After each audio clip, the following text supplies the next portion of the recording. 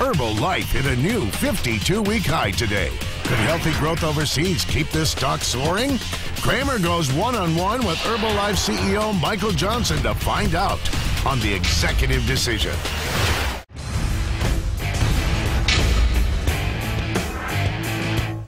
Herbalife, HLF for all you home gamers, the nutritional supplements and personal care products company that sells its products via multi-level marketing and direct selling. Once you think of Avon or Tupperware for vitamins, is hitting a 52-week high today. And we need to know if it's still worth buying. Now, this is one of those stocks that has been dogged unfairly by rumors from the shorts about how, that's the short sellers, about how its business model works or doesn't work. And because it can be hard to get your hand and your head around the model, they sell supplements to salespeople who sell them to other salespeople who finally sell them to you. There have been questions about whether it's doing its business right. Some on Wall Street have always regarded Herbalife as a pyramid scheme. That has not been the case here on Mad Money. But such accusations have come back to bite the company in the past. In fact, they even got into me, frankly. Back on June 17th, when the stock was at $27.75, I even questioned Herbalife's model. I couldn't recommend it. We missed out on a 47% run. You know what happened? I'm sure this has happened to you. I'm just human. I got beleaguered by the catcalls and the negatives. I couldn't take it anymore. I figured someone knows something that I didn't know, okay? Here's the thing. Herbalife, under its current CEO, has never really had a problem with its business model or its sales. But it is easy for unscrupulous hedge fund managers to spread rumors and to spread gossip that hurt the stock, so it's relentlessly pursued and banged down by the shorts to make it so a guy like me just says, look, I probably don't know what's really happening here. Maybe I'm missing the real story. These guys can't be that wrong, right? This is despicable behavior.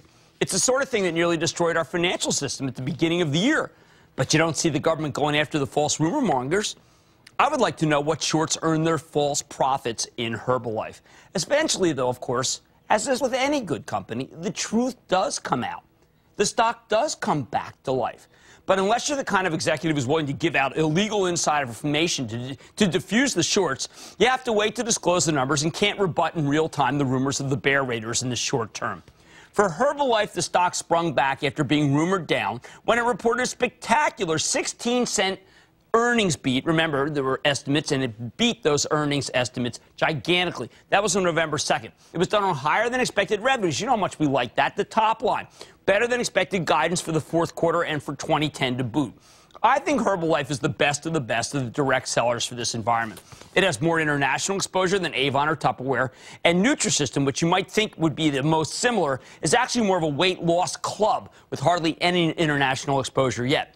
Herbalife has also put in the second best performance since its IPO at the end of 2004. It's up 178% in that period behind Nutrisystem. And to top it all off, Herbalife is the cheapest of the group, trading at 12 times 2010 earnings. Avon, 16, Tupperware's 14, 20 for Nutrisystem. So it's got the most consistent growth, and it also has the lowest multiple. Seems strange to you? Don't take it from me. Let's hear from Michael Johnson, the CEO of Herbalife, for the full story. Michael, welcome back to the show. Hi, Jim.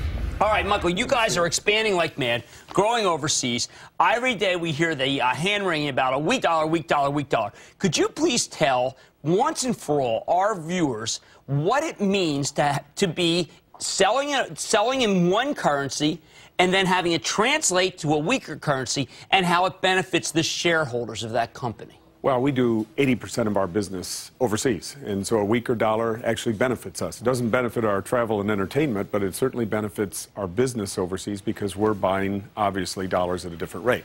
And so we're benefiting. Well, when you hear about the dollar's so weak, I mean, don't you have to say, you know what, that is really going to benefit anyone who owns Herbalife stock? Yeah, I don't want to sound like anti-American or anything like that. And we don't have a fan club for, a weakening dollar, but a weakening dollar does benefit our shareholders. Now, you guys continue to come into some exciting markets each time I see you. A year ago, just tell me the markets that you've gone into in the last year to 18 months. Well, we've just opened up Vietnam this week, which is fantastic. So what does that matter? Do people in Vietnam, they want supplements? They want to... What do they know? I mean, I'm not denigrating Vietnam, but I'm saying, how do you convince them that this is right for them? Well, the company's success recently has been built on daily consumption. And this is a meal. That's a great meal right there. I tell my friends, that's the best meal you're going to get all day today. Vitamins, great nutrition, good minerals, carbohydrates, proteins, all that. Everybody needs a good meal in their life. Vietnam is 87 million people. 40% of the population is under 25 years old. They're looking for jobs. They're looking for income. And so we have this two-way street, health and wealth. Great meal, great business opportunity. And if they apply the same methods that have been applied in markets like Taiwan, Korea, Mexico, and start these nutrition clubs, we have got a beautiful daily consumption model that builds an opportunity for income and an opportunity for better nutrition. Okay, well, that's good in the emerging markets. One of the things that surprised me is that the number of sales leaders declined in the quarter, but volume still grew. I would think with the unemployment level around the world that the number of people who would want to take on another job like selling Herbalife would have gone up. Why is that now inconsistent with what's happening at your company? Well, let me give you two answers and not try to make it too windy here. One is that our model was probably not perfect for these times, but to become a 50% discount seller. So I get a 50% discount, I make money 50% on retail, right? Okay. So I buy it at 25, sell it at 50. That model was based on you doing $2,500 a month for 2 months or doing $4,000 1 month. That's a big entry fee in these times. Yes. So we just changed the model. We said, look, let's take that over 12 months. And our distributors absolutely bought into this. They are supporting this. Actually, a distributor had this idea. We tested it in Russia. Huge success. And so now we're rolling it out globally. I think you'll see our supervisors, our distributor sellers, increase over the next year to year and a half. Now, the other side is you asked, well, why is the volume going up if you haven't recruited more? Right. Nutrition. I mean, because remember, everyone, you know, the bears say, listen, it's just a recruitment scheme, and as long as they keep recruiting, their numbers go up. The moment they stop recruiting, the numbers go down. That is not what happened. Well, isn't that interesting? That means that individual, and you would call it per store performance, per distributor performance is going up. So people are working harder, they're more productive, they're doing a better business individually. And so we're seeing those numbers go up, which is a solid base for this company. It means retailing is vigorous, it's taking place, it gets rid of all that, you know, you used the word before, so I'm not going to use it, all this stuff. Right. It goes away. All right, but let's talk about let's speak future. Many CEOs have found their companies under attack. Many CEOs have found that there are short sellers who really need to have a stock go down. What's your advice to them about how to take on people who spread false rumors about a company that is literally just to profit at shareholders' expense by lying? Well, these are unique times, and I don't know if I have sage advice for another CEO. I know what we did. We said we're going to beat this out with numbers. And we're going to continue to improve our company in all levels, from the product through the business opportunity, the brand, the image of the company.